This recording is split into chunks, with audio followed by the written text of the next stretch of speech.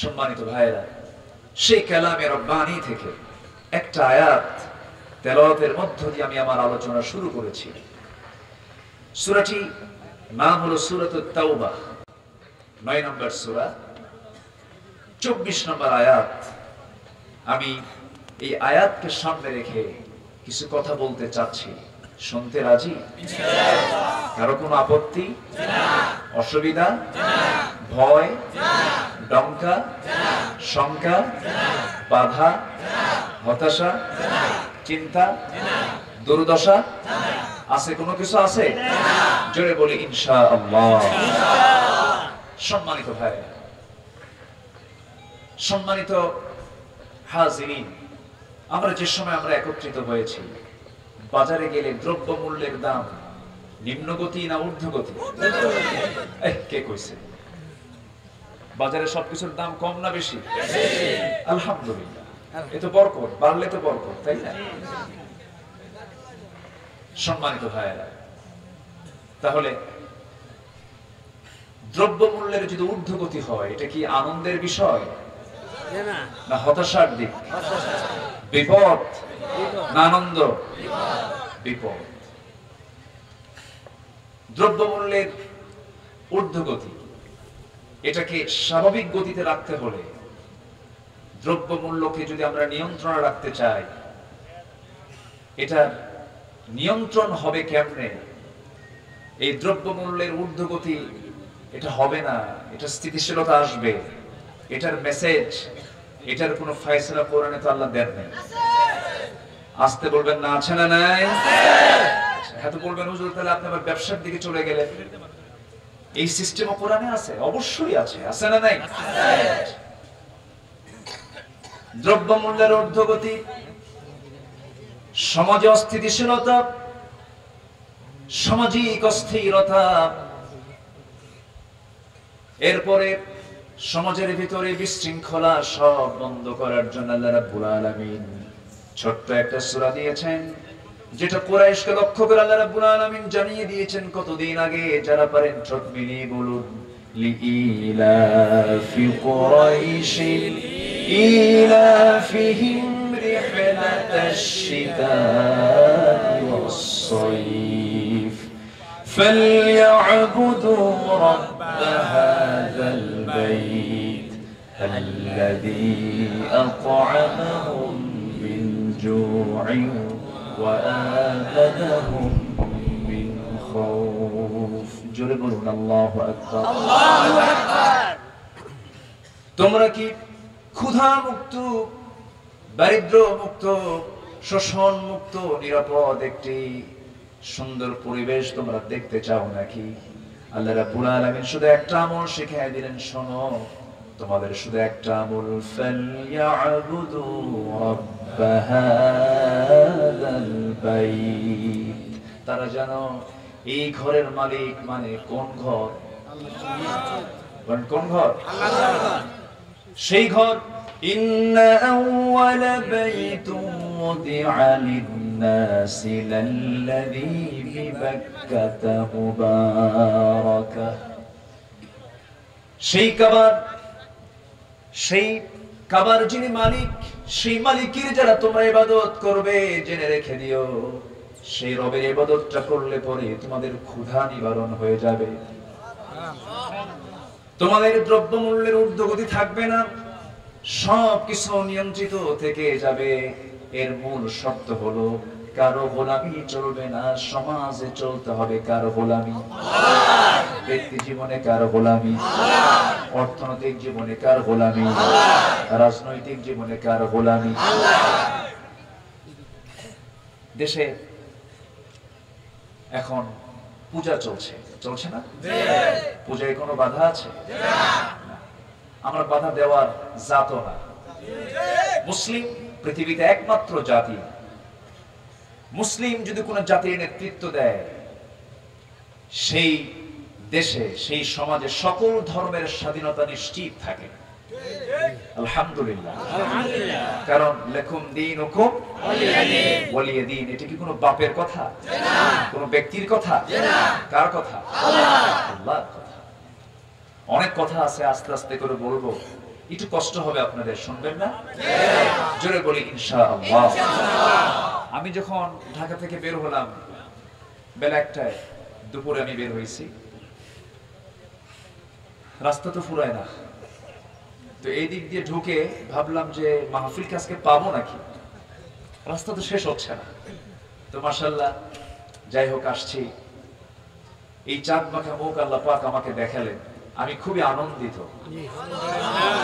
আমি কল্পনাও করতে হয়তো পারিনি, গতকাল পর্যন্ত আমি হঠাৎ করে আমি অসুস্থ হয়ে যাই 8-10 দিন আগে। গতকালকেও আমি নিশ্চিত ছিলাম না আসতে পারবো কিনা, কিন্তু এরপরেও আল্লাহ কেমন করে যেন হাজির করালেন আপনাদের মাঝে। অথবা এটা দোয়ার জন্য আমার আশা, আল্লাহ যেন শেষ পর্যন্ত সবাইকে থাকার তৌফিক দান করেন। জোরে বলি আল্লাহুম্মা আমিন। অসুস্থকে সুস্থ করেন কে? আল্লাহ। আবার সুস্থকে অসুস্থ করেন কে? আল্লাহ। এমন ক্ষমতা কার? আল্লাহ, আল্লাহ তাআলা। আর সেই বডি নিয়ে খুলিকাল ইনসানু দাঈফা, মানুষকে সৃষ্টি করা হয়েছে দুর্বল করে। সেই দুর্বল দেহ নিয়ে কত মাস্তানি দেখেন না। ক্ষমতার মসনদে বসলে ভাবে বসছে চেয়ারে, আর ছাড়াছাড়ি নাই। এরকম আছে না নাই? কিন্তু একবার যদি পিছনের দরজা ঢিল করে দেওয়া হয়, কথা বোঝেন নাই? শুধু একবার ঢিল করে দিলে পরে দেখবেন সকালের সূরত আর বিকেলের সূরত রাত দিন তফাৎ হয়ে যায়। এটাই তো দুনিয়া।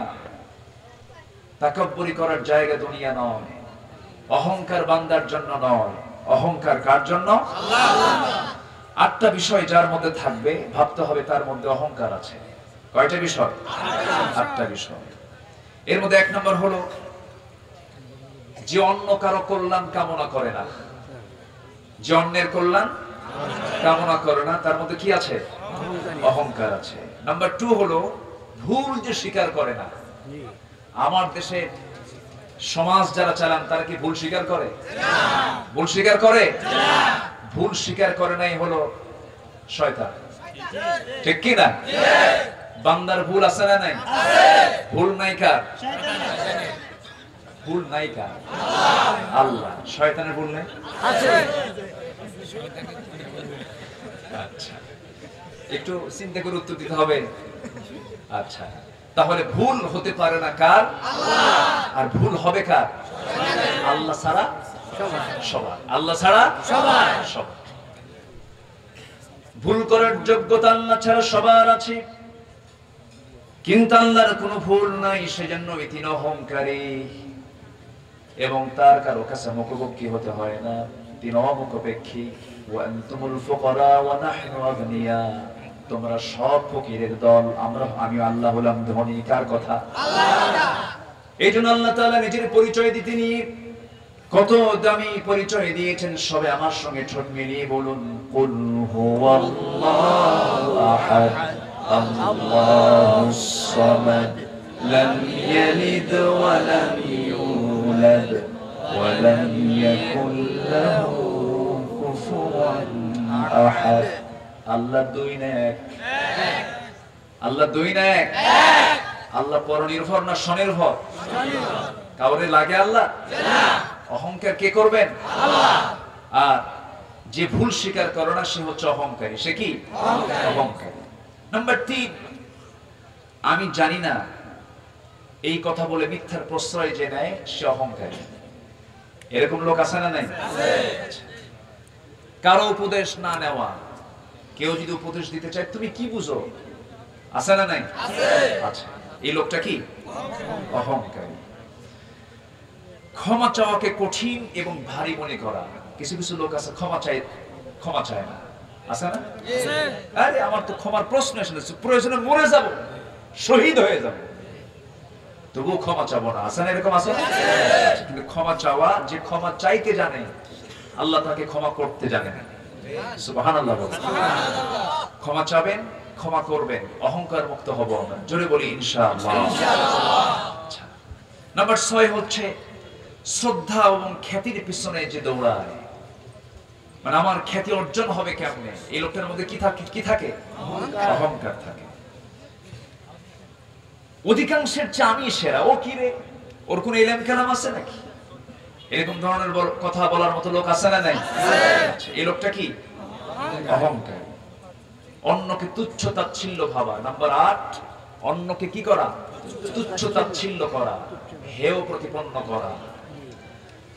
অথচ রাসূল বলেছেন, মান তাওয়াদা ফাকাদ রাফাআহু আল্লাহ, যে ব্যক্তি মানুষকে সম্মান করে আল্লাহ তার মর্যাদা বাড়ায় দেন। সুবহানাল্লাহ। আপনি নিজে অন্যকে সম্মান করবেন, আল্লাহ আপনার সম্মান বাড়ায় দিবেন।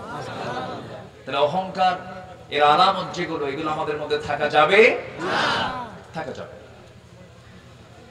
আমার ভাইয়েরা, মন্দের মূল দিক হলো 3টা। নাম্বার 1 হলো হিংসা করা। হিংস্র লোকই গীবতকারী হয়। যার মধ্যে হিংসা কাজ করে তার মধ্যে গীবত কাজ করে। হিংস্র লোক সমাজে আছে না নাই? ক্বালা ইয়াকুম ফিল হাসাদ ফাইনাল হাসাদা ইয়াকুলুল হাসানাত কামা তাকুলুন নারাল হাতাব। তোমরা হিংসা থেকে দূরে থাকো।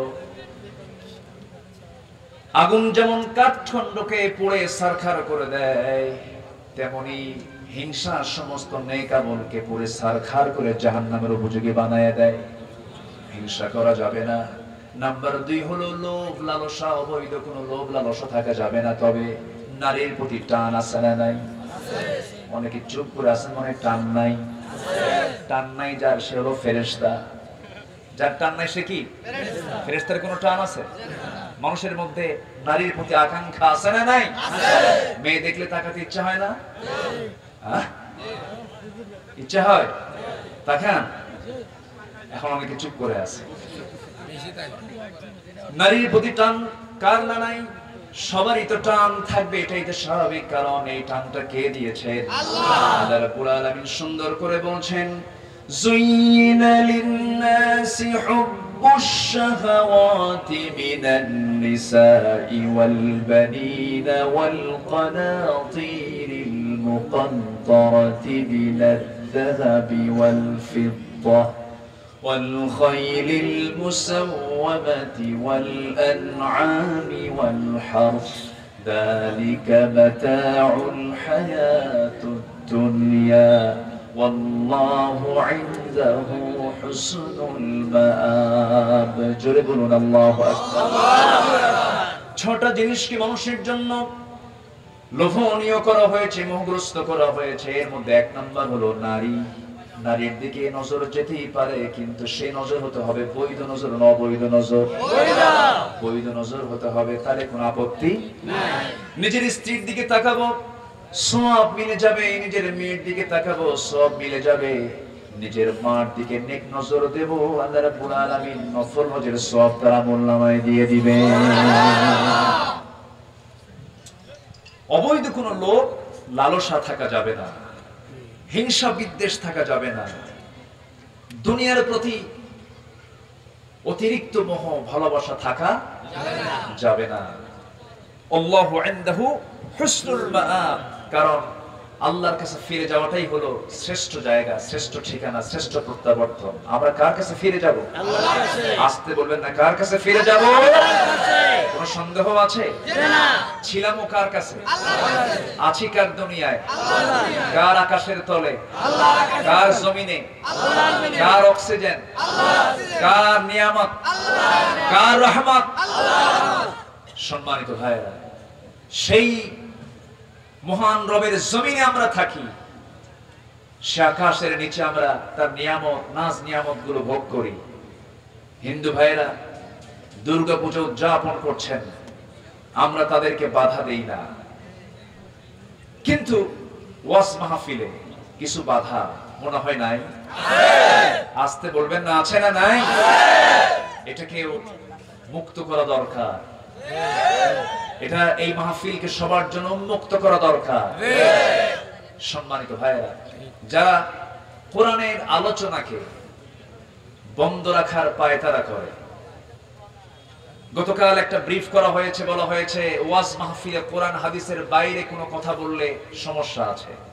ঠিক আছে, ভালো কথা, কিন্তু কোরআন এবং হাদিস নিয়ে কথা বললে কারো পায়জামা ঠিক থাকবে না।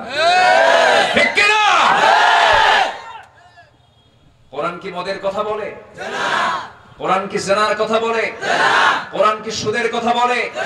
কোরআন কি ঘুষের কথা বলে? কোরআন কি রডের বদলে বাঁশ দিয়া ঢালাই দিতে বলে? সম্মানিত ভাইরা, কোরআনের হক কথা বলতে গেলে কোরআন বিরোধী যারা তাদের গায়ে লাগবেই। এটাই স্বাভাবিক, এটাই স্বাভাবিক। সম্মানিত ভাইরা, সম্মানিত উপস্থিতি, মনে হয় আপনাদের খুব কষ্ট হচ্ছে, কোন আপত্তি নাই তো? বলি আলহামদুলিল্লাহ। অনেকে নারিকেলের নাড়ু খেতে যান দুর্গাপূজায়, আছে না? অনেক মুসলমান যায়, তো নারিকেলের নাড়ু যে খায় বিসমিল্লাহ কয় মনে হয় নাকি? নাকি বল? আমার তো বুঝে আসে না, যার কাছে পূজার মণ্ডপে যাওয়াটা পছন্দের হয়, যে দেখতে গিয়ে তৃপ্তির ঢেকুর আনে, আমার তো মনে হয় তার আল্লাহর প্রতি বিশ্বাস নাই। ঠিক কিনা? তৃপ্তির ঢেকুর কখনো মুসলমান আনতে পারে না। দুর্গা পূজা হিন্দু ভাইদের পূজা, তাদের উৎসব। আমরা এটা নিয়ে নেগেটিভ পজিটিভ কোনো কথা বলতে যাব না, কারণ লাকুম দীনুকুম ওয়ালিয়া দীন। কিন্তু আমার দেশে ওই সমস্ত কিছু হিন্দু ভাইদের প্রশংসা পাওয়ার জন্য তাদের প্রশংসা করতে করতে, দুর্গার প্রশংসা করতে করতে তার ঈমান কখন যায় সে নিজেও বোঝে না। এরকম আছে না নাই? এটা করা যাবে না, কারণ যে দল করতে গিয়ে আমার ধর্ম বাদ পড়ে যাবে, যে দলের প্রশংসা করতে গিয়ে আমার ইসলাম বাদ পড়ে যাবে, ওর পরিচয় হলো হামান, নমরুদ, ফিরআউনদের মতো। এজন্য সব ছেড়ে দেব, ইসলাম ছেড়ে দেওয়া যাবে না। ক্ষতি তো দু প্রকার, একটা হলো সাময়িক ক্ষতি, আর একটা হলো স্থায়ী ক্ষতি। ইসলাম ছাড়লে কি ক্ষতি? স্থায়ী ক্ষতি। অসুখ হয়েছে, একটু ক্ষতি হলো, আবার সুস্থ হলাম, ঠিক হয়ে গেল। টাকা ফুরে গেছে, আবার টাকা ফিরে পাবো, অস্থায়ী ক্ষতি। হয়তো আমার এই ক্ষতিটা আবার পূরণ হবে। কিন্তু ইসলাম নাই, ঈমান নাই, সাধারণ ক্ষতি না স্থায়ী ক্ষতি, সব চলে যাবে। 17 প্রকার অপকর্ম যার মধ্যে থাকবে সে দুনিয়া এবং আখিরাতে ক্ষতিগ্রস্ত হবে। কত প্রকার? 17 প্রকার। এই পর্যন্ত কি এক প্রকার বলেছি? একটাও বলিনি। তাহলে এখন চিন্তা করেন, ফজরও লাগতে পারে। শুনতে রাজি আছেন তো সবাই? জোরে বলি ইনশাআল্লাহ। ভয় পাবেন না, আমি ফজর লাগাবো না, আমি ফজর লাগাবো না। ইয়া হাত্তা মাতলাই ফজর, যদি আল্লাহ লাগাইছেন। আচ্ছা, আমি এত সময় নেব না, দেখা যাক। 17 প্রকার অপকর্ম যার মধ্যে পাওয়া যাবে সে দুনিয়াতেও ক্ষতিগ্রস্ত, আখিরাতেও ক্ষতিগ্রস্ত। এটা কি আমার কথা না আল্লাহর কথা? আল্লাহ বিভিন্ন জায়গায় এই অপকর্মের কথা তুলে ধরেছেন। আসুন আস্তে আস্তে আমরা মূল আলোচনার দিকে চলে যাই। তাহলে যার যার ধর্ম শেষে পালন করবে, এতে কোনো বাধা নাই। কিন্তু মুসলিম হয়ে অন্য কোনো ধর্মের প্রশংসা করা যাবে না। মুসলমানদের দিন একটা। কয়টা বলেন? একটা। বলেন কয়টা? একটা। আমার আপনার দিন কয়টা? একটা। সেই দিনের নাম কি? ইসলাম। আরো জোরে ইসলাম, আরো জোরে ইসলাম। ইসলাম। ইসলাম আছে, আমার অস্তিত্ব আছে। ইসলাম নাই, আমার কোনো অস্তিত্ব নাই। আল্লাহ রাব্বুল আলামিন বান্দাকে প্রশ্ন করে বলছেন, আফা গায়রা দীনিল্লাহি ইয়াবগুন ওয়া লাহু আসলামা মান ফিস সামাওয়াতি ওয়াল আরদি তাওআন ওয়া কারহা। দ্বীন হিসাবে, জীবন বিধান হিসাবে ইসলামকে ছেড়ে দিয়ে অন্য কোন দিনকে তুমি কেমন করে গ্রহণ করো? অথচ আসমান জমিনে যা কিছু আছে সমস্ত কিছু ইচ্ছাই হোক আর অনিচ্ছাই হোক আল্লাহর কাছে তার আত্মসমর্পণ করছে। জোরে বলি সুবহানাল্লাহ। ইসলাম কি শুধু মানুষ মানে না, সবাই মানে, সমস্ত প্রাণী কুল। ওয়ালাকিন লা তাফকাহুনা তাসবিহাহুম, সমস্ত প্রাণী তাসবিহ জপে কার? আল্লাহ। আল্লাহ। কোন প্রাণী তাসবিহ ছাড়া নাই, সকল প্রাণী কার জিকির করে? আল্লাহ। কিন্তু বান্দার মধ্যে কিছু কৃপণতা আছে না নাই? আল্লাহ রাব্বুল আলামিন বলেন খুলিকাল ইনসানু হালুআ ওয়া ইযা মাসসাহুশ শাররু জাযুআ ওয়া ইযা মাসসাহুল খায়রু মানুআ ইল্লাল মুসাল্লুন। জোরে বলুন আল্লাহু আকবার। আল্লাহু আকবার। মানুষের মনটা ছোট, তারা যখন ভালো কিছু পায় আল্লাহকে ভুলে যায়, আবার যখন বিপদে পড়ে যায় তখন সে ঘাবড়ে যায়। তবে সেই সমস্ত বান্দারা না, সেই সমস্ত বান্দা, যে সমস্ত বান্দাগুলো আজান যখন হয়ে যায় মসজিদের দিকে ছুটে চলে যায়, জোরে বলে সুবহানাল্লাহ। মুসল্লি হব, 5 ওয়াক্ত নামাজ পড়ব, কার জন্য? আল্লাহর জন্য। আমার ভাইরা, আমার বন্ধুগণ, 17 প্রকারের অপকর্ম যার মধ্যে পাওয়া যাবে সে দুনিয়া এবং আখিরাতে ক্ষতিগ্রস্ত হয়ে যাবে। এর মধ্যে নাম্বার 1 হলো যারা আনুগত্যের দিকে অটল থাকবে। আনুগত্য হবে কার? আল্লাহ। নাম্বার 2 হচ্ছে মুহাম্মদ সাল্লাল্লাহু আলাইহি ওয়াসাল্লাম। 17 প্রকার অপকর্মের ভিতরে 1 নাম্বার অপকর্ম হলো যে ব্যক্তি আনুগত্যের ক্ষেত্রে অটল থাকবে না। আনুগত্যটা এমন একটা বিষয়ের নাম, ভালোবাসা এক বিষয়, আনুগত্য আরেক বিষয়। ভালোবাসা আগে দরকার না আনুগত্য আগে দরকার? একটু চিন্তা করে বলতে হবে। ভালোবাসা আগে দরকার না আনুগত্য আগে দরকার? এখানে কথা বলা যাবে না, মেহেরবানি করে একটু সাইলেন্ট থাকেন। না দোয়া করে দেব? না। আচ্ছা, সম্মানিত ভাইয়েরা, কি এলাকার নাম কি? নল ডগি। মানে কি? নল ডগি। নল তো বুঝি, নল, নল দিয়ে অনেক কিছুই হয়, বন্দুকের নলও তো আছে। আচ্ছা, কিন্তু ডগিটা কি?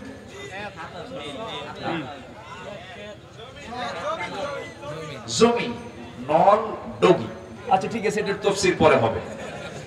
আচ্ছা, খুব সুন্দর, এত সুন্দর মানুষ আপনারা, বলি আলহামদুলিল্লাহ। খুব ভালো। তাহলে আনুগত্য আগে দরকার না ভালোবাসা আগে দরকার? বলেন। আবু তালেবের ভিতরে আনুগত্য ছিল না ভালোবাসা ছিল? বলেন। আর আম্মা জান খাদিজার ভিতরে আনুগত্য ছিল, ভালোবাসাও ছিল। ভালোবাসা দিয়ে আবু তালেব কি জান্নাত পাইছে? না। আর আনুগত্য এবং ভালোবাসা দিয়ে খাদিজার জান্নাত আছে না নাই? আছে। তাহলে শুধুমাত্র ভালোবাসা দিয়া জান্নাত পাওয়া যাবে না। এই যে আসছে ঈদে মিলাদুন নবী, সিরাতুন নবী, কত কি চলছে আমার দেশে, আছে না নাই? ভালোবাসতে বাসতে পায়জামা নাই, এরকম আছে না নাই?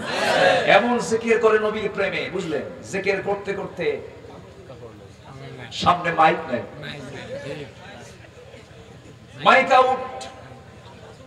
জিকির করতে করতে পাগড়ি নাই, আছে না নাই?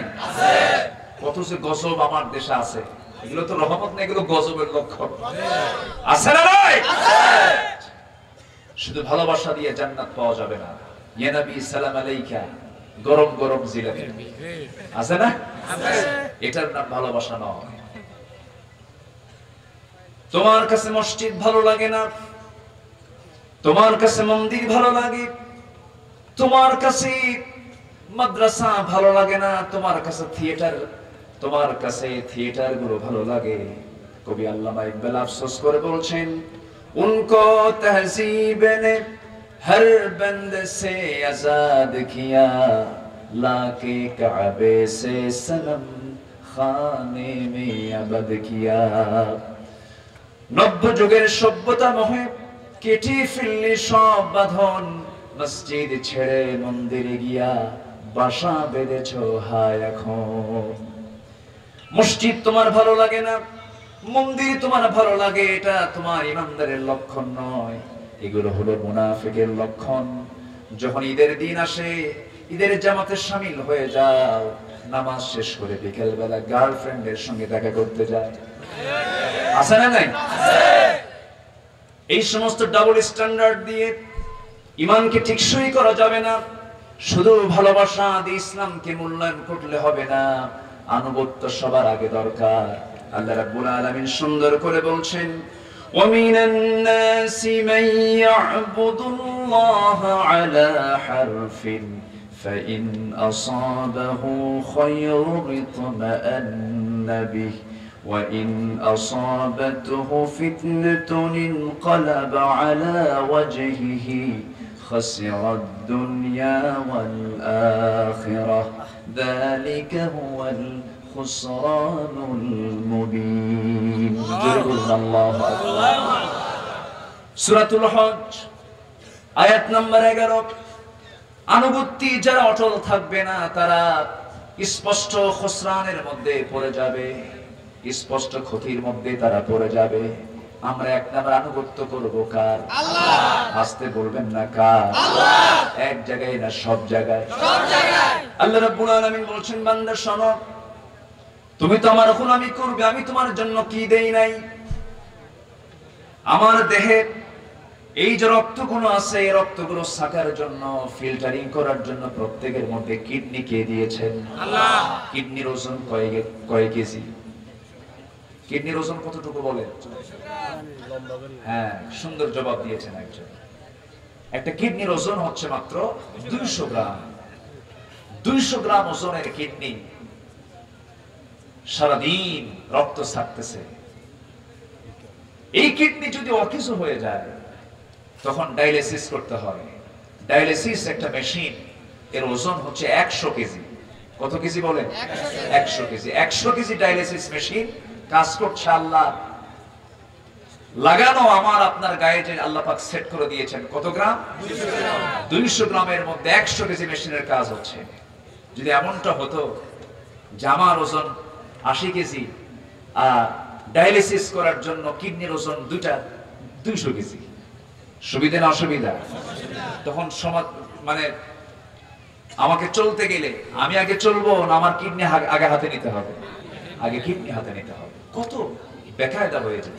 আল্লাহ বলছেন, বান্দা শুধু সৃষ্টি করিনি, তোকে সুন্দর করে বানিয়েছে, লেভেল করেছি, ব্যালেন্স করেছি। জোরে বলে সুবহানাল্লাহ। সুবহানাল্লাহ।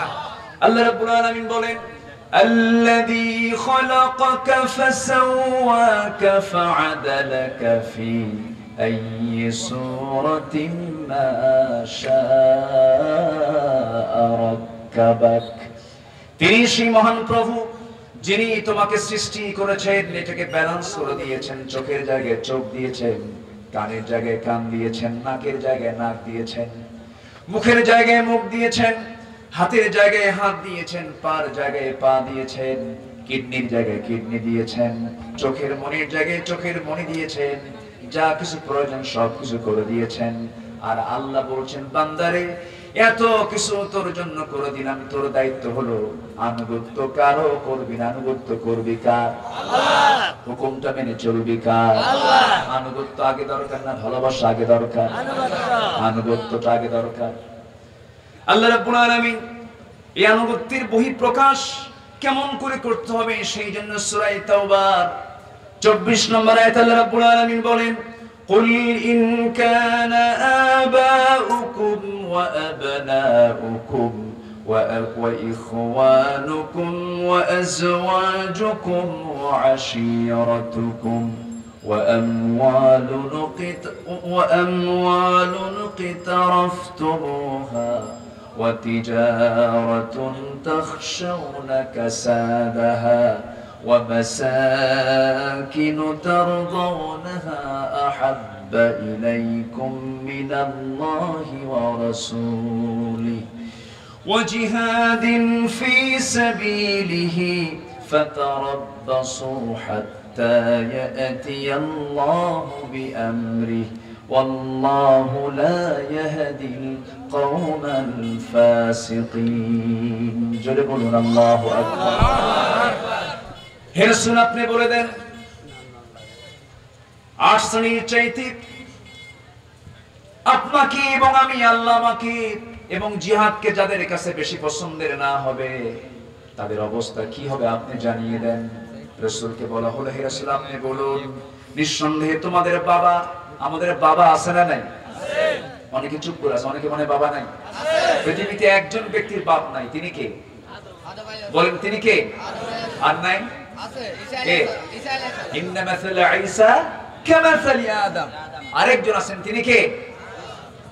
আদমের পর আরেকজন আছেন যার বাবা নাই, ঈসা আলাইহিস সালাম, যিনি এখনো মারা যান নাই, ঈসা আলাইহিস সালাম, তিনি এখন আসমানে আছেন, হযরত ঈসা আলাইহিস তিনি আবার আসবেন। তিনি কে? হযরত ঈসা আলাইহিস সালাম। ঈসা আলাইহিস সালাম। এই দুজন মানুষের কোনো পিতার পরিচয় নাই। এছাড়া পৃথিবীতে যত মানুষ পৃথিবীতে এসেছে এবং আসবে সবার পিতা আছে না নাই? আছে, পিতার প্রতি টান আছে না নাই? আছে। পিতার দাম বেশি না মার দামটা বেশি? হ্যাঁ, মায়ের দাম আমরা কি পিতা না মা? আমরা কি বাপ না মা? এখানে যারা বসে আছে বাপ না মা? বাপের দাম বেশি না মায়ের দাম বেশি? আমাদের দাম কম। হ্যাঁ, নিজেরাই নিজের দাম কমাই দিন, এটা কোনো কথা নেই। ভালো করে বলেন, আমাদের দাম বেশি না মায়েদের দাম বেশি? মায়ের দাম বেশি। আমাদের দাম বেশি। মায়েরা যা মনে করে করুক, আজকে উল্টো ওয়াজ হয়ে যাবে।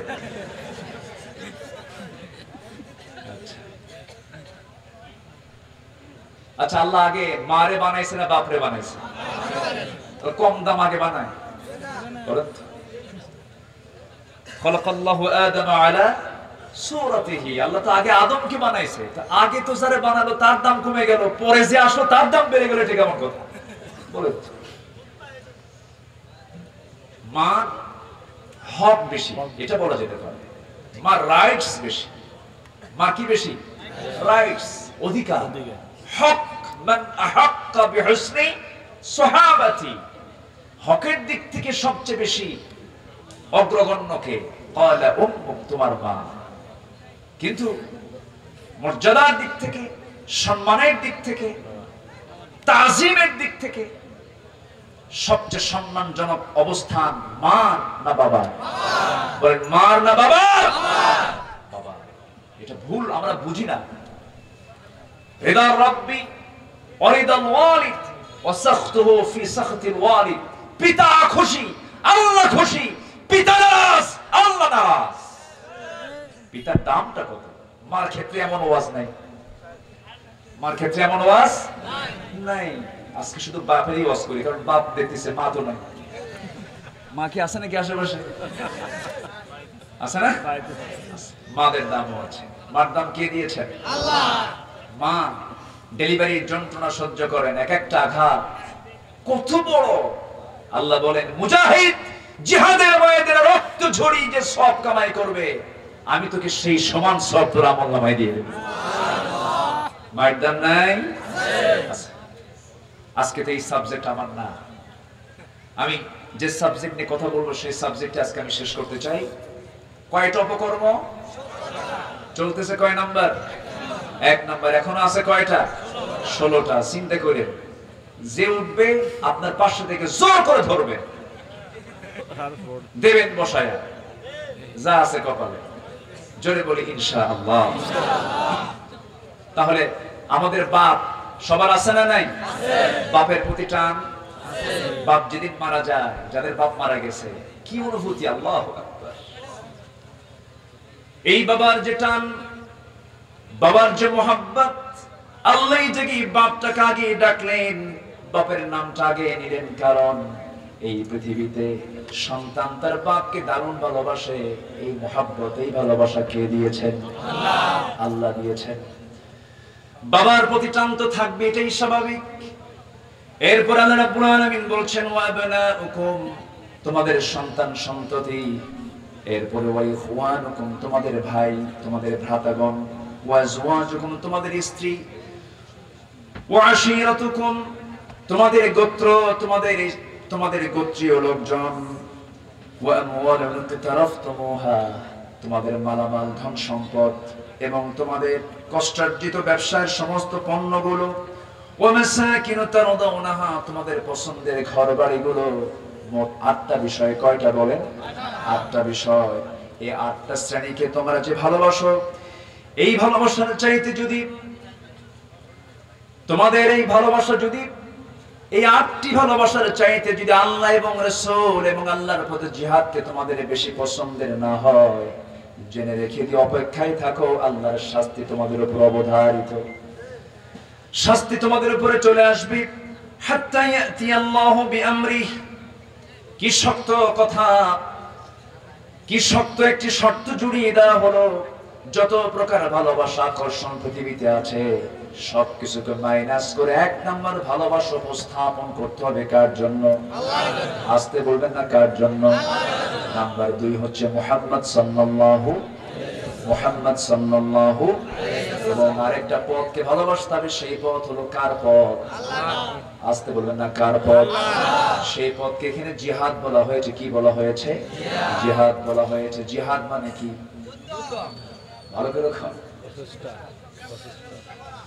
আমার ভাইয়েরা, আমার বন্ধুগণ, জিহাদ শব্দকে আজকে কলঙ্কিত করা হয়েছে। জিহাদ এবং সন্ত্রাসকে এক করার জন্য প্রচেষ্টা করা হচ্ছে, অথচ জিহাদের দাম, জিহাদের মর্যাদা এত বেশি আল্লাহর কাছে। যে ব্যক্তির ভিতরে জিহাদের তামান্না থাকবে, শাহাদাতের তামান্না থাকবে, যে ব্যক্তির মধ্যে জিহাদি প্রেরণা থাকবে, সেই ব্যক্তির মরণ যদি বিছানায় হয়ে যায়, ওয়াইম্মা তাআলা ফিরাশিহি, তার মৃত্যু যদি বিছানায় হয়ে থাকে, আল্লাহ তাকে শহীদের দরজা দিয়া বিনা হিসাবে জান্নাত দিয়ে দিবেন। সে জিহাদের পথ এখনো আছে না নাই? আছে। আসতে বলবেন না আছে না? আছে। যারা বলে জিহাদ নাই তারাই হচ্ছে মুনাফিক। যারা বলে আন্দোলন নাই, ইকামতের দিন নাই, তারা হচ্ছে টাটকা ফাসিক জালিম। ঠিক কি না? সুদের অঙ্ক কষো, জিনার লাইসেন্স দাও, মদের দোকান দিয়ে বসো, আলহাজ খেতাব নিয়ে সমাজে চলাফেরা করো, এরকম লোক আছে না নাই? বাবার লাইসেন্স মানে ও বাবার লাইসেন্স তো থাকবে, বাপ তো আছেই সবার। ও এই বাবা না, ইয়া বাবা আছে না নাই? বাবা নামটা তো এখন খুব বরকতি নাম হয়ে গেছে, বোঝাও মুশকিল। আর কোন দিন যে কবে ইয়া বাবা আবার ইয়া মামা, কত কি যে আছে আল্লাহ জানে। সকল নেশাকে হারাম করেছেন কে? আল্লাহ। নেশা হালাল না হারাম? হারাম। সম্মানিত ভাই, আজকে যদি আমাদের আনুগত্য যদি অটল থাকতো, ইত্তেবা যদি ঠিক থাকতো, আজকে সমাজের চিত্র এমন হতো না। আমরা আমাদের কিবলাকে পরিবর্তন করে ফেলেছি, আমরা আমাদের অবস্থানকে চেঞ্জ করে ফেলেছি, দল করতে গিয়ে ইসলামকে বাদ দিয়ে দিচ্ছি, আমার নেতাকে সন্তুষ্ট করতে গিয়ে ঈমানকে আমরা হারিয়ে ফেলছি। এরকম নেতা কর্মী আছে না নাই? যে দল করতে গিয়ে তোমার ঈমান থাকে না, সেই দলে আমরা থুতু মারি। দল করতে হবে কার? আল্লাহ। আসতে বলবেন না, দল করতে হবে কার? আল্লাহর দল করে যেতে হবে। আল্লাহর দল আছে না নাই? আছে। আল্লাহ রাব্বুল আলামিন বান্দাকে ডাক দিয়ে বলছেন, শোনো, তোমাকে অবশ্যই দল করতে হবে। আমার পূর্বে আমার একজন দ্বীনী ভাই এখানে কথা বলেছেন, সে আয়াতের রেফারেন্সটা টান দিয়েছেন। আল্লাহ রাব্বুল আলামিন সুন্দর করে বলছেন, ওয়াল তাকুম মিনকুম উম্মাতুন ইয়াদউনা ইলাল খায়রি ওয়া ইয়া'মুরুনা বিল মা'রুফি ওয়া ইয়ানহাউনা 'আনিল মুনকার। জোরে বলুন আল্লাহু আকবার। তোমাদের মধ্যে এমন একটি দল থাকা দরকার যারা মানুষকে সৎ কাজের আদেশ দেবে, অসৎ কাজের বাধা প্রদান করবে। কার কথা এটা বলেন? আল্লাহ। আর মুনাফিকদের দাওয়াত কি? ইয়া'মুরুনা বিল মুনকারি ওয়া ইয়ানহাউনা 'আনিল মা'রুফ।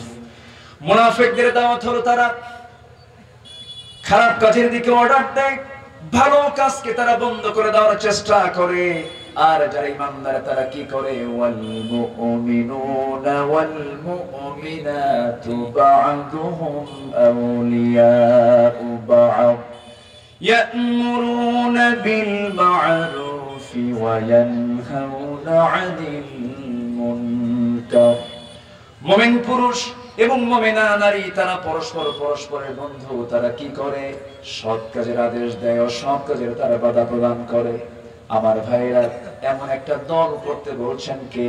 আল্লাহ। আসতে বলবেন না, কে বলছেন? আল্লাহ। আর সেই দল করতে গেলে এক নাম্বার আনুগত্য করতে হবে কার? আল্লাহ। নাম্বার 2 হচ্ছে মুহাম্মদ সাল্লাল্লাহু আলাইহি ওয়াসাল্লাম। আতিউল্লাহ الله وأطيعوا الرسول وأولي الأمر منكم فإن تنازعتم في شيء فردوه إلى الله والرسول জোরে বলুন আল্লাহু আকবার আল্লাহর তোমরা আনুগত্য করবে নবী তোমরা আনুগত্য করবে তোমাদের মধ্যে যারা নেতৃস্থানীয় ব্যক্তি তাদের তোমরা আনুগত্য করবে তবে হ্যাঁ যদি তোমরা কোন প্রকার তারুজ দেখো যদি কোন প্রকার গন্ডগোল তোমরা দেখো সেই সময় তোমরা ফিরে যাবে আল্লাহ এবং রাসূলের দিকে কারণ সব ছাড়া যাবে কিন্তু আমার আল্লাহ এবং রাসূলকে ছাড়া যাবে না ছাড়া যাবে না যাবে না আমার ভাইয়েরা ভালোবাসার বিষয় তো পরের বিষয় আনুগত্য হচ্ছে এক নাম্বার ইত্তেবাটা পুরোপুরি থাকতে হবে আমার নবীর নবুয়তের আগ পর্যন্ত আবু তালেব যে ভালোবাসা রাসূলকে উপহার দিয়েছিলেন অনেক সাহাবী রাসূলকে এমন ভালোবাসা উপহার দিতে পারেন নাই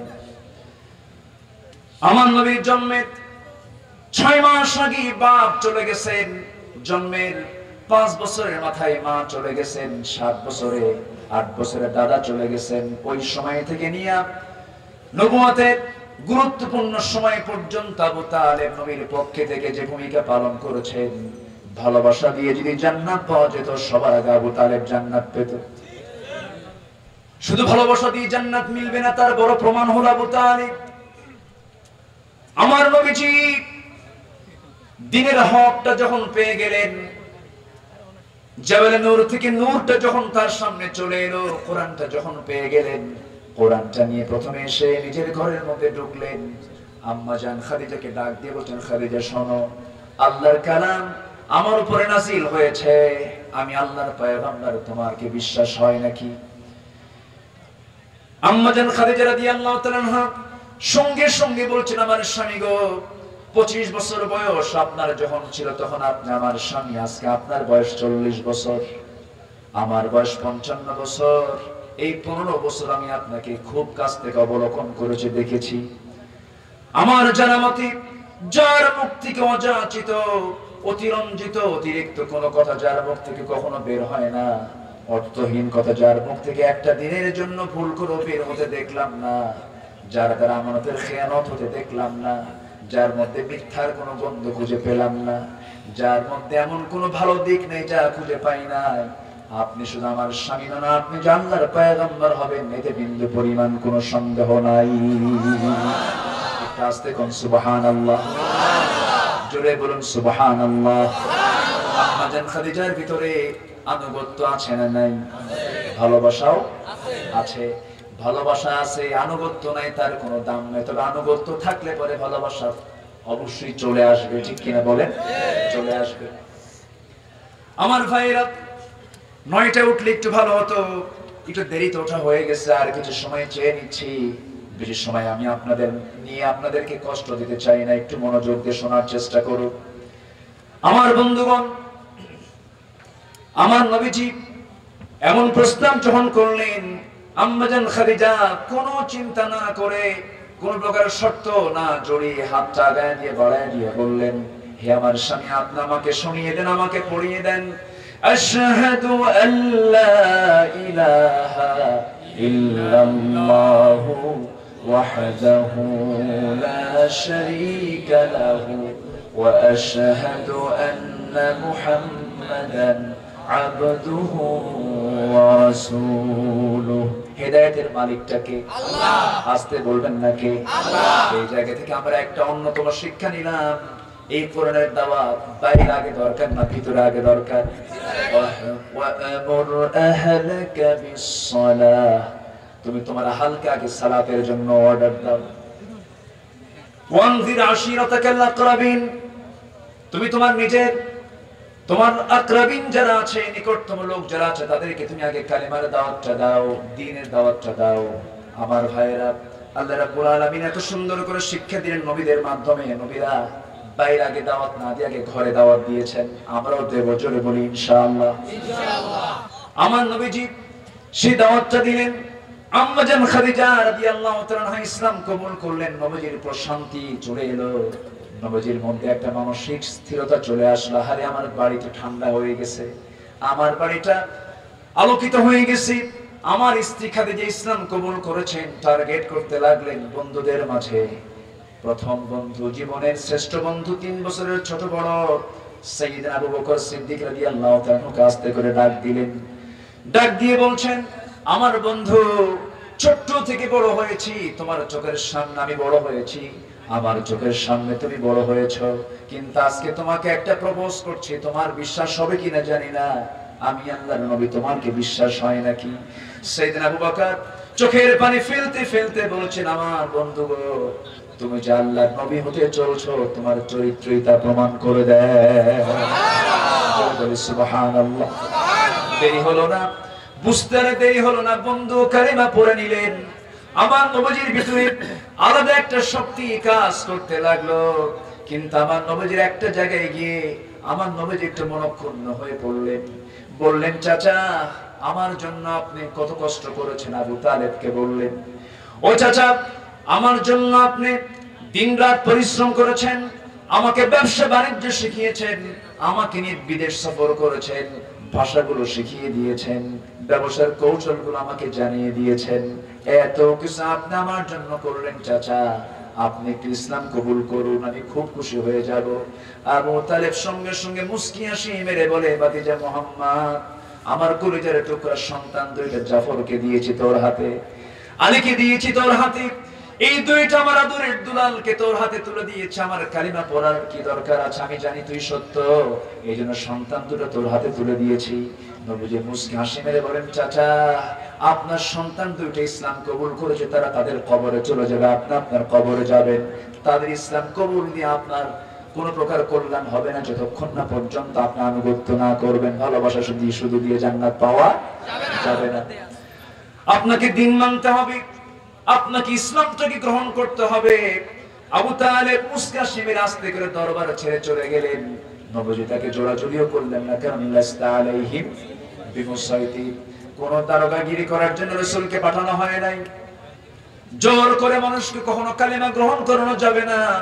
জোরপূর্বক ইসলাম গ্রহণের কোনো তাকিদ ইসলামে নাই। লা ইকরাহা ফিদ্দিন, দিন গ্রহণে কোনো জবরদস্তি নাই। কার কথা? আস্তে বলবেন না, কার কথা? আমার দেশের বহু অন্য ধর্মের মানুষ কালেমা পড়ে মুসলমান হয়, আমরা জোর করি নাকি? আমরা জোর করি? আমরা জোর করি না। গত জুম্মার আগের জুম্মা আমার মসজিদে এসে এক হিন্দু ভাই বললেন যে, আমি আপনার আলোচনা নিয়মিত প্রায় 8 থেকে 10 বছর যাবৎ শুনি। আমি মাস্টার্স কমপ্লিট করেছি, আমি একটা প্রাইভেট ফার্মে চাকরি করি, আমার স্ত্রী সহ সপরিবারে ইসলাম গ্রহণের সিদ্ধান্ত নিয়েছি। আমি বললাম, কেন? আপনার দিন গ্রহণ করার মূল লক্ষ্যটা কি, উদ্দেশ্যটা কি? তিনি বললেন যে ইসলামই একমাত্র জীবন চলার পথ। আমি বললাম, এটা কেমনে প্রমাণ করলেন? আমি 10টি বছর ধরে কোরআনকে আমি রিসার্চ করেছি, কোরআন পড়েছি, জেনেছি, ইসলাম কবুল করেছি, ইসলাম কবুলের সিদ্ধান্ত নিয়েছি। অথচ এদেশে অন্য ধর্মের মানুষেরা যারা ইসলাম কবুল করেন, তাদেরকে আমরা জোরপূর্বক প্রেসার ক্রিয়েট করে দিনের দিকে আমরা টেনে আনি না। অথচ আমাদের বিরুদ্ধে এমন জাতীয় অভিযোগ দেওয়ার ষড়যন্ত্র আছে না নাই? ধর্মান্তরিত করার অভিযোগে আমাদেরকে অভিযুক্ত করার ষড়যন্ত্র করা হচ্ছে। যে দেশে খ্রিস্টান মিশনারি তাদের কাজ চালিয়ে যেতে পারে, অন্য সকল ধর্মের কাজ তারা চালিয়ে যেতে পারে, কোনো বাধা নাই। কোরআনের তাফসীরে যারা বাধা দেয়, তারা হচ্ছে এই জামানার নতুন ফেরাউন, হামান, নমরুদ। তারা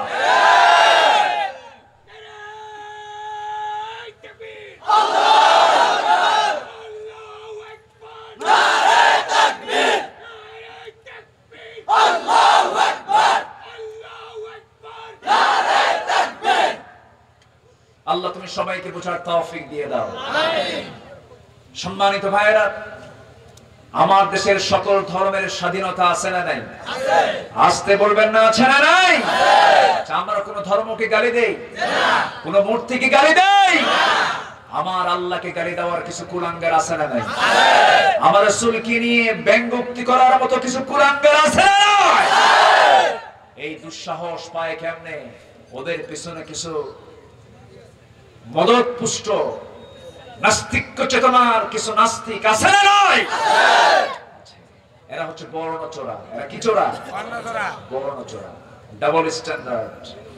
যখন মাথায় মাথায় যখন টুপি লাগায় আর একটা পাঞ্জাবি লাগায় খদ্দরের আর মসমসা লুঙ্গি পরে মনে হয় যে একজন জিব্রাইল আসতেছে, এরকম আছে না?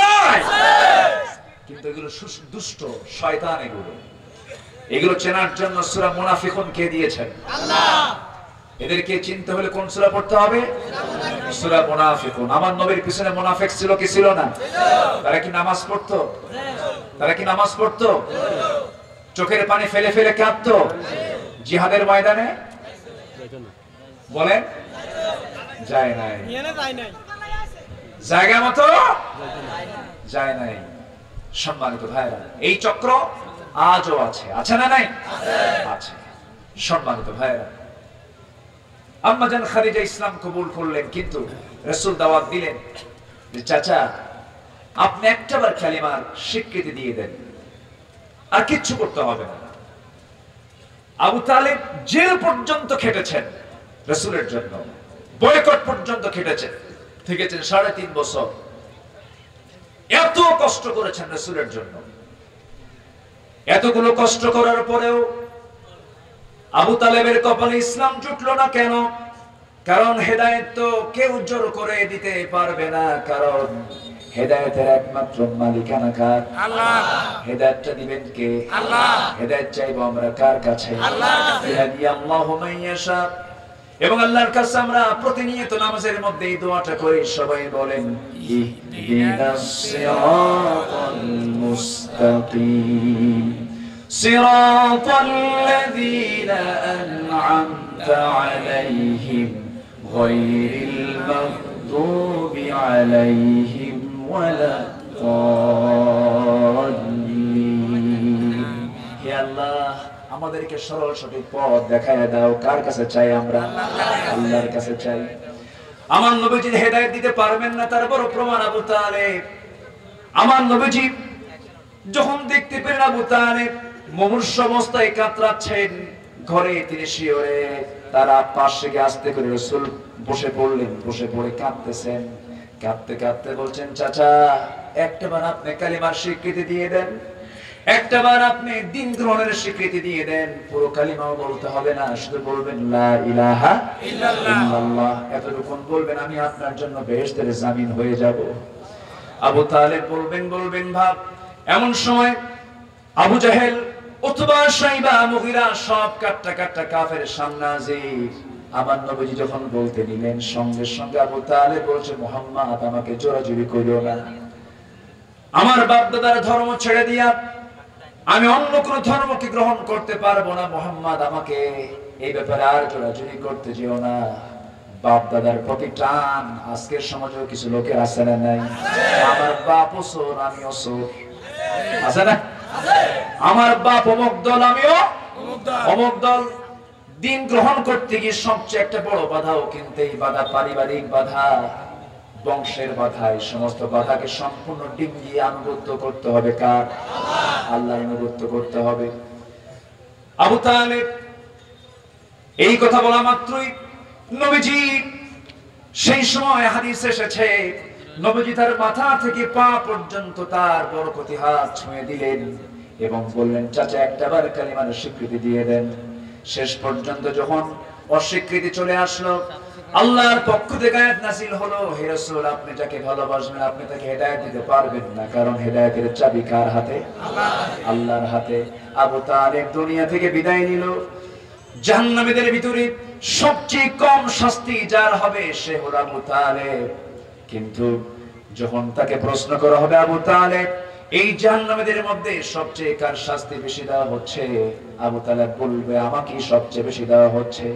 জাহান্নামের 2টা জুতা তার পায়ে পরিধান করে দেওয়া হবে, সেই গরমে তার ব্রেন পর্যন্ত টকবক করতে থাকবে।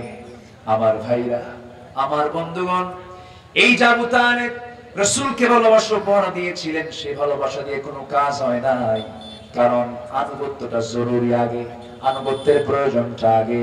কারণ আল্লাহ তাআলা যে হুকুমগুলো করেছেন সেই হুকুমগুলো মানলাম না, আর রাসূলকে আমি মহব্বত করলাম, সেই মহব্বতের 4 পয়সা দাম আল্লাহর কাছে থাকবে না। 17 প্রকার অপকর্ম যার মধ্যে থাকবে সে ব্যক্তি দুনিয়াতেও ক্ষতিগ্রস্ত হবে, আখিরাতেও ক্ষতিগ্রস্ত হবে। আসুন শাব্দিক ভাবে একটা একটা করে আমি বলে শেষ করে দেওয়ার চেষ্টা করব। আমার ভাইয়েরা, রাসূলকে সাহাবে কেরামকে রাসূলকে সাহাবে কেরামরা শুধু আনুগত্যই করেন নাই, আবার ভালোবাসার কিছু দৃষ্টান্ত তারা উপস্থাপন করেছেন। একজন সাহাবীর কথা বিশেষ করে মনে হলো এখানে আল্লাহ রাব্বুল আলামিন 8 শ্রেণীর কথা বলেছেন। কয় শ্রেণী বলেন? 1 নম্বর হলো তোমাদের বাবার চাইতে আল্লাহকে বেশি ভালোবাসতে হবে, তোমাদের বাবার চাইতে রাসূলকে বেশি ভালোবাসতে হবে, তোমাদের বাবার চাইতে আল্লাহর পথে জিহাদকে বেশি প্রাধান্য দিতে হবে। কি প্রাধান্য একজন সাহাবী দিয়েছেন? উবাইদ ইবনুল জাররাহ রাদিয়াল্লাহু তাআলা আনহু জিহাদের ময়দানে বদর যুদ্ধের দিন, কোন যুদ্ধের দিন বলেন? সবাই বলেন কোন যুদ্ধ? এটা কি দ্বিতীয় যুদ্ধ না প্রথম যুদ্ধ? প্রথম যুদ্ধ না দ্বিতীয় যুদ্ধ? সাধারণ মাসে না রমজান মাসে? রমজান মাসে 17তম রমজান বদর যুদ্ধের দিনে আমার নবীজি 313 জন সাহাবী নিয়ে মদিনার মসজিদ থেকে তিনি যখন রওনা করলেন, রওনা করে বদর নামক প্রান্তরে পৌঁছে গেলেন। 80 মাইল অতিক্রম করে চলে গেলেন, বদর প্রান্তরে গিয়ে পৌঁছে গেলেন। সেই বদরে 313 জন সাহাবী নিয়ে আমার নবীজি দাঁড়ানো। এইদিকে কাফেররা ভূমধ্য সাগরের লোহিত সাগরের পাশ দিয়ে ঘেঁষে ঘেঁষে 1000 সৈন্য নিয়ে চলে আসছে বদর নামক প্রান্তরে। এই আবু জাহেলের দলের লোকেরা যে জায়গায় দাঁড়ানো ছিল সেই জায়গাটা ছিল আঠাল মাটির জায়গা, শক্ত জায়গা। আর আমার নবীজি সাহাবে কেরামকে নিয়ে যে স্থানে দাঁড়ানো ছিলেন সেই জায়গাটা ছিল বালুর জায়গা, বালুর পাহাড়। আমি আমার নিজের চোখে দেখেছি। সেই বদর নামক প্রান্তরে 14 জন সাহাবীর কবর আমি দেখে এসেছি। নিজের সচক্ষে আল্লাহ পাক আমাকে দেখার তৌফিক দান করেছেন। আমার ভাইয়েরা, ইতিহাস এগুলো বড় সাক্ষী হয়ে আছে। এই সমস্ত রক্ত না ঝরলে আজকে আমরা এই দিনটা পেতাম না।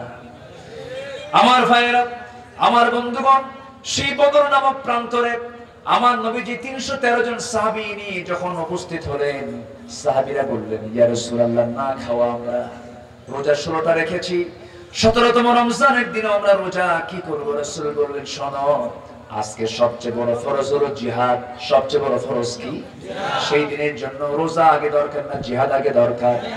জিহাদটা আগে দরকার। রোজা তোমরা ভেঙে ফেলে দাও। ভেঙে ফেলে দেওয়া হলো। সাহাবীরা রোজা ভেঙে ফেললেন, শক্তি সঞ্চয় করলেন। শক্তি সঞ্চয় করে জিহাদের প্রান্তরে 313 জন সাহাবী নিয়ে রাসূল দাঁড়ানো। সাহাবীরা বলছেন, ইয়া রাসূলুল্লাহ, আমরা যুদ্ধ করতে আসছি আল্লাহর পথে, কিন্তু আমরা লক্ষ্য করছি আমাদের পা বালুর ভিতরে ডেবে যায়, আমরা হাঁটতে পারছি না, আমাদের কোমরে কোনো শক্তি আমাদের কাজ করছে না। মেহেরবানি করে আপনি আমাদের জন্য একটু দোয়া করে দেন যেন আমাদের কদমটা মজবুত হয়ে যায়। রব্বানা আফরিগ আলাইনা সাবরা ওয়া সাব্বিত আকদামানা ফানসুরনা আলাল কওমিল কাফিরিন। আমার ভাইরা, এই যখন আবদার নবীর কাছে করা হলো, রাসূল হাত একটু উঁচু করলেন। ওয়ালাকাদ নাসারাকুমুল্লাহু বিবাদরিন ওয়া আনতুম আদিল্লাহ। আল্লাহর পক্ষ থেকে নুসরাত চলে এলো, আল্লাহর পক্ষ থেকে সাহায্য নাযিল হয়ে গেল। কাতারে কাতারে ফেরেশতারা রব্বুল আলামিন নাযিল করে দিলেন। হাত একটু উঁচু করলেন, আসমানের দিকে তাকালেন, আকাশে এক খণ্ড মেঘ জমা হয়ে গেল, বৃষ্টি নাযিল হতে লাগলো। বৃষ্টি যখন নাযিল হলো, সাহাবে কেরামের গোসলটা হয়ে গেল এবং বালুর জায়গায় পানি পড়লে পরে বালুটা নরম হয় না, শক্ত হয়? শক্ত হয়ে গেল। শক্ত বালুর মাটিটা শক্ত মাটিতে রূপ নিয়ে নিল। সাহাবে কেরামদের কদমটা মজবুত হয়ে গেল। পদব্রজে কোন কোন সাহাবী তরবারি না পায়া খেজুর গাছের ডাল হাতে নিয়েছে। অস্ত্র নাই, ভোতা অস্ত্র নিয়া না খাওয়া সাহাবী, যাদের পরিবার নাই, সন্তানাদি সবগুলো এদিক সেদিক ছোটাছুটি কোথায় চলে গেছে, কেউ নাই। মুহাজির সাহাবীরা বউ ছেড়ে চলে আসছেন মদিনায়। জিহাদের ময়দানে আবার যুদ্ধ করতে এসে দেখে কারো বাপ সামনে, কারো ভাই সামনে, কারো চাচার সামনে, কারো বাপ সামনে, কারো ছেলের সামনে। আবু বকর সিদ্দিক রাদিয়াল্লাহু আনহু যুদ্ধ করতে গেছেন, তার ছেলে বাবার বিরুদ্ধে যুদ্ধ করতে শামিল হয়ে গেছে। যুদ্ধের পর একদিন ছেলে বলে, বাবা, যুদ্ধের ময়দানে আমি তোমাকে দেখতে পেয়েছিলাম, কিন্তু বাপ মনে করে ছাড় দিয়েছি। আবু বকর সিদ্দিক রাদিয়াল্লাহু আনহু বলেন, ও আমার কলিজার টুকরা সন্তান, তুই হতে পারিস। কুল ইন কানা আবাউকুম ওয়া আবনাউকুম, আমার সন্তান তুই হতে পারিস, কিন্তু আমি যদি বদর নামক প্রান্তরে তোকে যদি দেখতে পেতাম একটা বারের মতো, এক আঘাতেই তোরে আমি দুনিয়া থেকে বিদায় করে দিতাম। আমার ভাইরা, উবাইদ ইবনুল জাররাহ রাদিয়াল্লাহু তাআলা আনহু ওই জিহাদের প্রান্তরে যুদ্ধ করতে নিয়ে দেখতে পেলেন নিজের জন্মদানকারী পিতার সামনে হাজির। বদর যুদ্ধ মানে জামাই শ্বশুরের যুদ্ধ, বদর যুদ্ধ মানে ভাই ভাইয়ের যুদ্ধ, বদর যুদ্ধ মানে বাপ বেটার যুদ্ধ, বদর যুদ্ধ মানে রক্ত রক্তের যুদ্ধ। বদর প্রান্তরে যে যে দিকে তাকায় সাহাবীরা মুহাজিররা দেখতে পায় আমার ভাই আসছে যুদ্ধ করতে আমাদের বিরুদ্ধে। আল্লাহ তাআলা তাই আয়াত এমনি নাযিল করেন নাই, কুল ইন কানা আবাউকুম ওয়া আবনাউকুম ওয়া আজওয়াজুকুম ওয়া আশীরাতুকুম ওয়া আমওয়ালুন ইqtaraftumuha ওয়া তিজারাতুন তাখশাউনা কাসাদা ওয়া মাসাকিন তারদাউনাহা আহাব্বা ইলাইকুম মিনাল্লাহি ওয়া রাসূলিহি ওয়া জিহাদিন ফি সাবিলিহি। জোরে বলি আল্লাহু আকবার। আমার ভাইরা, উবাইদার কথা মনে হয়ে গেল। হযরত উবাইদ ইবনুল জাররাহ রাদিয়াল্লাহু তাআলা আনহু যুদ্ধের ময়দানে তিনি দাঁড়িয়ে আছেন। এমন সময় দেখতে পেলেন তার বাপ সামনে তরবারি নিয়ে দাঁড়ানো। তিনি ভাবলেন আমার জন্মদানকারী পিতা, আমি তাকে কেমন করে হিট করে আঘাত করি। আমার বাবার প্রতি টান, আপনার বাবার প্রতি টান, সবার টান আছে না নাই? আসতে বলবেন না, ছেড়ে নাই।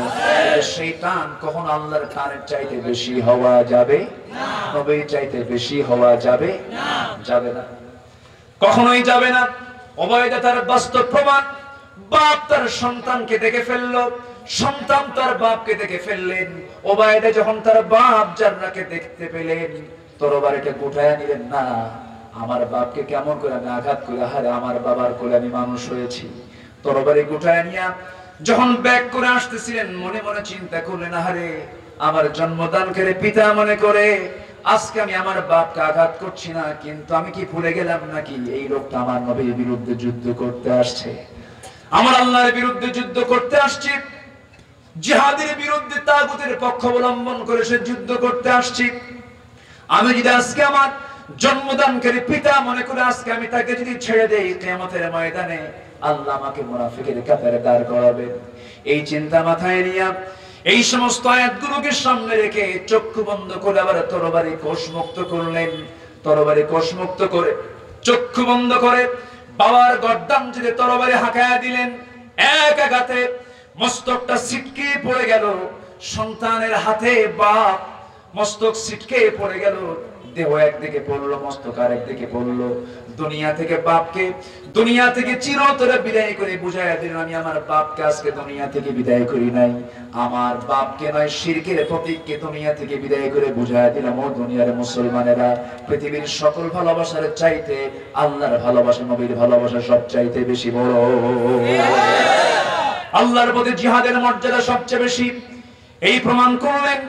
বাপ দুনিয়া থেকে বিদায় নিল। বদর প্রান্তরে 14 জন সাহাবী দুনিয়া থেকে বিদায় নিলেন। এর মধ্যে যুদ্ধ যখন শেষ হয়ে গেছে, সবার মুখে হাসির ঝিলিক দেখা দিল। মুসলমানদের প্রথম বিজয়টা চলে আসলো। এমন সময় সবার মুখে আনন্দের ঝিলিক, কিন্তু উবাইদার মুখে কোনো হাসি নাই। রাসূল জানতে পারলেন উবাইদার বাপ দুনিয়া থেকে বিদায় নিয়েছে। রাসূল বললেন, ও সাহাবীরা, আমার উবাইদা প্রিয় সাহাবী, তার বাপকে তোমরা কারা আঘাত করে দুনিয়া থেকে বিদায় করে দিয়েছো? এটা কষ্টকর কাজ করেছো, এটা ঠিক হয় নাই। এমন সময় সাহাবীরা বললেন, ইয়া রাসূলুল্লাহ, উবাইদার বাপকে আমরা কেউ আঘাত করি নাই, উবাইদার বাপকে উবাইদা নিজে হাতে দুনিয়া থেকে বিদায় করে দিয়েছে। আমার নবীজি করলেন কি, হাত দুইটা আগে দিয়ে বলছেন, উবাইদা আমার বুকের মধ্যে চলে আয় রে। আজকে তুই তোর জীবনে যে ভূমিকা পালন করেছিস, আজকে যে তুই দিনের জন্য যে উৎসর্গ করেছিস, আল্লাহর 8টা জান্নাত তোর জন্য অপেক্ষা করতেছে। জোরে বলি সুবহানাল্লাহ, আর জোরে বলি সুবহানাল্লাহ। এই উবাইদ ইবনুল জাররাহ, উহুদ তার ভূমিকা কম নয়। উহুদের ময়দানে, যুদ্ধের ময়দানে, এই কণ্ঠকীর্ণ উহুদের প্রান্তরে মাত্র 1টা বছর পর বদর পাড়ি দেওয়ার মাত্র 1 বছর পার না হতেই উহুদের ময়দান যখন চলে এলো, সে উহুদের প্রান্তরের সমস্ত কাফেরদের টার্গেট ছিল একজন ব্যক্তি, মুহাম্মদ সাল্লাল্লাহু আলাইহি ওয়াসাল্লাম। রাসূলকে তারা দুনিয়া থেকে নিশ্চিহ্ন করার জন্য মাস্টার প্ল্যান হাতে নিয়ে চতুর্দিক থেকে ঘেরাও করে রাসূলকে যখন আঘাত করতে লাগলো, পাথর মারা শুরু করে দিল। নবীজির মাথার ভিতরে লোহার হেলমেট ঢুকে গেল, গালের মধ্যে শিরস্থানের লোহা ঢুকে গেল। আরেকটা আঘাত মুখ বরাবর করলো, সামনের দুটি দাঁত পড়ে গেল। নবীজি মুখ থুবড়ে জমিনে পড়ে গেলেন। চতুর্দিকে কাফের মুশরিকরা গুজব রটে দিল রাসূল দুনিয়া থেকে বিদায় নিয়েছেন। এমন কথা যখন চতুর্দিকে ছড়িয়ে পড়লো, সাহাবাদের ভিতরে কান্নার রোল পড়ে গেল। নবীজিকে সেই জায়গা থেকে আস্তে করে হযরত আলী কোলের মধ্যে তুলে নিয়ে উহুদের প্রান্তরে এক জায়গায় আস্তে করে সেই জায়গায় শোয়া রাখলেন। উবাইদা ইবনে জাররাহ দৌড় মেরে নবীর পাশে গিয়ে বসলেন। বসে দেখেন আমার নবীজির কপালের মধ্যে লোহা ঢুকে আছে, গালের মধ্যে লোহা ঢুকে আছে, সামনের দুটো দাঁত ভেঙে গেছে। উবাইদা, যে উবাইদার হাতে নিজের বাপ দুনিয়া থেকে বিদায় নিয়েছে, সে উবাইদা করলেন কি? নবীর পাশে আস্তে করে বসে নবীজির কপালে বিদ্ধ হওয়া লোহার ভিতরে হাতটা দিয়া চিন্তা করছেন, আহারে নবীজির দারুণ কষ্ট হতেছে, কেমন করে লোহাটা বের করি। হাতটা দিয়ে যখন টান মারতেন লোহাটা বের হয় না। উবাইদা ইবনে জাররাহ মনে মনে চিন্তা করেন কিভাবে এই লোহাটা তাড়াতাড়ি বের করা যায়। দাঁতটা লাগায় দিলেন, দাঁতটা লাগায় দিয়া ভাবলেন আস্তে করে টান দিলে পরে নবীজির কষ্ট হয়তো বেশি হয়ে যাবে। দাঁতটা লাগায় দিয়ে এমন জোরে একটা টান মারলেন, সামনের দুটো দাঁত ভেঙে গেল। নবীজি বলছে না, ওরে উবাইদা এত জোরে টান না মেরে আস্তে টান মারলে তোমার দাঁতটা তো ভাঙতো না। উবাইদা বলছেন, ইয়া রাসূলুল্লাহ আমার দুটো দাঁত কেন, আপনাকে মহব্বত করতে গিয়ে আমার করে যেটা ছিঁড়ে দিলেও আমার বিন্দু পরিমাণ কোনো কষ্ট হবে না। পড়েছি জি বলেন আলহামদুলিল্লাহ। ফজর পড়া হবে সত্যি ইনশাআল্লাহ। ফজর পড়বেন কারা, একটু হাত তুলে দেখান দেখি ফজর কারা কারা পড়বেন, তাহলে বুঝবো যে ওয়াজটা কিছু কাজে লাগছে। হ্যাঁ ফজরটা কারা কারা পড়বেন বলি, ইয়া আল্লাহ আমাদেরকে 5 ওয়াক্ত সালাত জামাতের সাথে আদায় করার তৌফিক তুমি আল্লাহ দিয়ে দাও। জোরে বলি আমিন, আরো জোরে আমিন। হাত নামান। কষ্ট পেয়ে গেলেন মনে হয়? নামাজ পড়লে কার উপকার? আল্লাহর উপকার। লাভটা কার? আর খুশি হবেন কে? আল্লাহ। বেজার হবে কে? শয়তান। আমরা শয়তানকে বেজার করব, আল্লাহকে খুশি করব। হকটা আদায় করব কার? আল্লাহ। নামাজ কার হক? আল্লাহ। নামাজ কার হক? আল্লাহ। আর অন্যকে রক্তাক্ত করা, অন্যের সম্পদে হানা দেওয়া, এটা কার হক? শয়তান। বান্দার হক নষ্ট করা। বান্দার হক নষ্ট করা যাবে না। 1 নম্বর হক আমরা আল্লাহর হক আর পুরোপুরি আদায় করব নামাজের মধ্য দিয়ে। জোরে বলি ইনশাআল্লাহ। আযান হবে, কোথায় যাব? মসজিদে। মসজিদে। এবং মসজিদ থেকে বের হয়ে কোনো বান্দার হক নষ্ট করতে যাব না, মিথ্যা কথা বলতে যাব না, চগলখড়ি করতে যাব না, মিথ্যা সাক্ষী দিতে যাব না, আলেমদের বিরুদ্ধে কোনো ষড়যন্ত্র করতে যাব না। আলেমরা কথা বলবেন এটাও দোষ। কোরআনে স্বপ্নের ব্যাখ্যা আছে না নাই? আসতে বলবেন না, আছে না নাই? ইন্নী রাআইতু 11 কাওকাবান ওয়াশ-শামসা ওয়াল-কমারা রাআইতুহুম লি সাজিদিন। কোরআন ব্যাখ্যা দিয়েছে স্বপ্নে। কোরআনে যদি স্বপ্নের ব্যাখ্যা থাকে তাহলে আলেমদের মুখ থেকে স্বপ্নের ব্যাখ্যা আসবে না? আসবে কি আসবে না? এটাকে কেন্দ্র করে যারা নাটক তৈরি করেছে, আল্লাহ তোমাদের বিরুদ্ধে নাটক মঞ্চস্থ করার জন্য প্রস্তুতি নিচ্ছেন। আসবে দিন, জোরে বলি ইনশাআল্লাহ। আসবে। আল্লাহর কাছে কোনো কিছুই জটিল নয়, আল্লাহর কাছে কোনো কিছুই কঠিন নয়।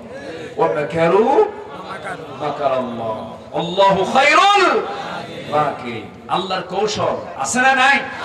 আছে। সময় আসবে। নমরুদ পারে নাই, হামান পারে নাই, সাদ্দাত পারে নাই, ফেরাউন পারে নাই। আজকের পৃথিবীর 90 ফেরাউন পারবে না, পারবে না, পারবে না। শুধু দরকার খালিদ বিন ওয়ালিদের মতো সেই মজবুত শক্তিশালী ঈমান।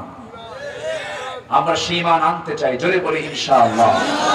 মুনাফিকের কোনো গন্ধ আমরা নিজের জীবনে আনবো না। জোরে বলি ইনশাআল্লাহ। মারা যারা আছেন, আজকের মাহফিল অনেক মা আমার আলোচনা শুনছেন, মাদেরকে আমি উদাত্ত আহ্বান জানাবো। অপসংস্কৃতির এই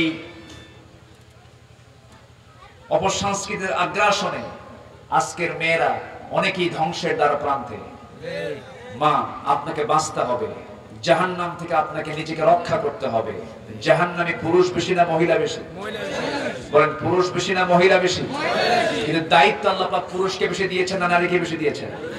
বলেন, পুরুষকে দায়িত্ব বেশি দেওয়া হলো, দায়িত্ব কম পাওয়ার পরেও মেয়েরা জাহান্নামে কম না বেশি? বেশি। কেন, কি জন্য? এর অন্যতম কারণ যদি আমরা খুঁজে বের করতে যাই, এর অন্যতম কারণ হচ্ছে মেয়েদের সমাজে আজকে এক নাম্বার যে কাজটা সবচাইতে কম, সেটা হচ্ছে মেয়েরা তাদের নিজের সতীত্বের তারা হেফাজত করতে পারছে না। পর্দার দরকার আছে না নাই? শুধু বোরকা পরলেই হবে না, পারিবারিক শাসনের দরকার আছে না? মোবাইলের নিয়ন্ত্রণ দরকার আছে না নাই? আছে। এই সমস্ত বিষয়গুলো আমরা অবশ্যই পারিবারিকভাবে শিক্ষা দেওয়ার চেষ্টা করব। জোরে বলি ইনশাআল্লাহ। 7টা বদগুণ যার মধ্যে থাকবে, যে নারীর মধ্যে থাকবে, সেই নারীর অবস্থান হবে ইহুদি নারীদের মতো। ইহুদি নারীরা জান্নাতি না জাহান্নামী? জাহান্নামী। ইহুদি নারীদের বৈশিষ্ট্য হচ্ছে 1 নাম্বার আন্নানা, অর্থাৎ বেশি বেশি চাই। এরকম কিছু মহিলা আছে না নাই? এটা দাও, এটা দাও, এটা দাও। এটা লক্ষ্মীপুরে নাই? আছে। লক্ষ্মীপুরে আছে? এই ফরিদে আপনারটাও এরকম নাকি? আচ্ছা আচ্ছা। নাম্বার 2 হলো স্বামীকে সকল ক্ষেত্রে খোঁটা দেয়। আছে না নাই? আছে।